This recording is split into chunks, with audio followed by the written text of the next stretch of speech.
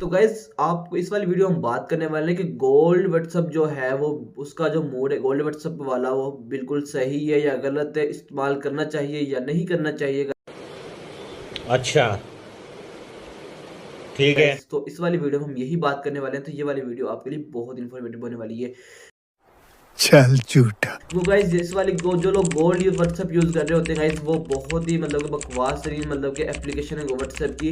वह है तो व्हाट्सएप ही, वहाँ पे काफ़ी सारे आपको फीचर्स मिल जाते हैं गाइस, लेकिन वहाँ पे वो बहुत ही मतलब कि ना मतलब कॉन्स्टेंट नहीं है, यूज़र फ्रेंडली नहीं है।